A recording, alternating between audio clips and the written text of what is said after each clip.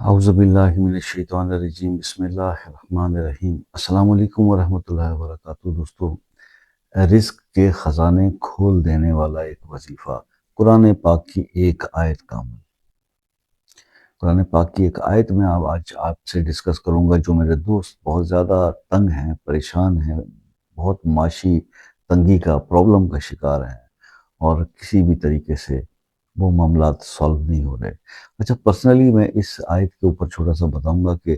اس کے اوپر میں نے پہلے بھی ایک عمل آپ سے شیئر کیا تھا، جس کا میں نے پرسنل پہلے ایکسپیرینس بھی ہوا تھا۔ مجھے خود کو پیسوں کی بہت ضرورت تھی، اور میں نے اس آیت کے اس اتنے سے ٹکڑے کو، وہ آنت الوجوہ للحی القیوم،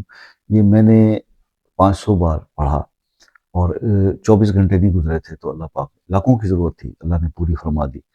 تو اسی طرح سے پھر اسی آیت کو اگر ہم تھوڑا سا اور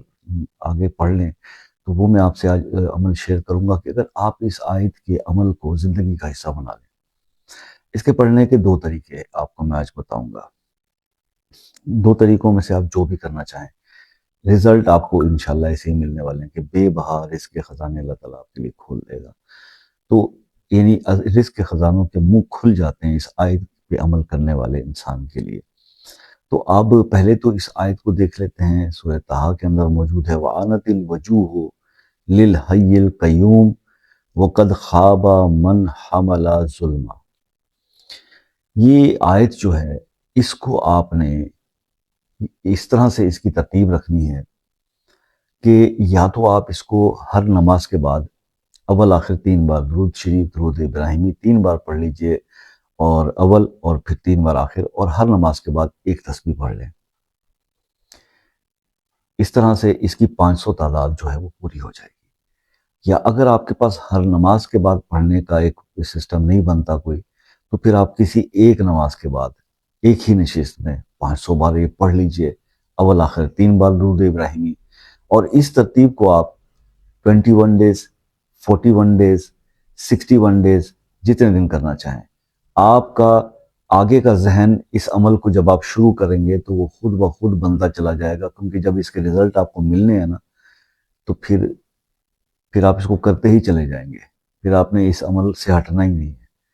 پھر اتنی آپ کو اس سے لگا، کیونکہ اوبیسلی بات تو ساری اسی طرح کی ہے نا، جیسے آپ کو کوئی بیماری ہوتی ہے، کوئی مرض لاحق ہوتا ہے، تو جب آپ اس کی کوئی میڈیسن لے لیتے ہیں جس سے آپ کو ٹھیک ہو جاتے ہیں، کوئی ڈاکٹر آپ کو لکھ کے دیتا ہے، 10 ڈاکٹر کے پاس گئے، کسی ایک کی میڈیسن سے آپ کو آرام آ گیا، تو آپ وہ پرچی سنبھال کے رکھ لیتے ہیں کہ پھر کبھی ایسا مسئلہ ہوا تو ہم وہیں سے جا کے یہ دوائی لے لیں گے، آپ کا اس کو فیتھ بن جاتا ہے۔ اس آیت کو پڑھنے کے بعد جب آپ کے دولت کے مسائل، پیسے کے، رزق کے جب حل ہونے شروع ہوں گے، تو آپ کا ایک فیتھ اس پہ ویسے ڈیولپ ہو جائے گا، دین آپ کو میرے سے پوچھنے کی یا کسی سے کرنے کی ضرورت ہی نہیں، پھر آپ اس کو اوبیسلی کنٹینیو رکھیں گے۔ کچھ میرے بہن بھائی ایسے ہوتے ہیں، جب حالات اچھے ہو جائیں نا تو 2 چیزیں بھول جاتے ہیں۔ ایک تو اس عمل سے ہٹ جاتے ہیں جس کی وجہ سے حالات اچھے ہوئے تھے، نمبر 1، اور نمبر 2 یہ کرتے ہیں کہ جب حالات اچھے ہو جاتے ہیں تو پھر وہ اپنے کیے ہوئے تمام جو وعدے ہوتے ہیں کہ جناب ہم یہ کریں گے اور ہم اب اللہ کی راہ پہ یوں دیا کریں گے، بس پہلے غلطی ہو گئی، وہ پہلے والی روٹین پہ شیطان ان کو واپس لے آتا ہے۔ پھر وہ دوبارہ سے ایسی کسی گرفت میں آ جاتے ہیں اور مشکل پریشانی میں گرفتار ہو جاتے ہیں، پھر مجھ سے رابطے میں آتے ہیں جب، تو میں ان سے یہی کہتا ہوں کہ یار بس توبہ کا ہی ایک راستہ ہے، توبہ کر لو اور آئندہ سے احتیاط کرو، لیکن کم از کم تھوڑا سا تو اپنے اندر بھی یہ چیز پیدا کرو کہ یار جب اللہ رحمت فرما دیتا ہے، اللہ کرم فرما دیتا ہے، تو پھر اللہ سے جو ہم وعدے کرتے ہیں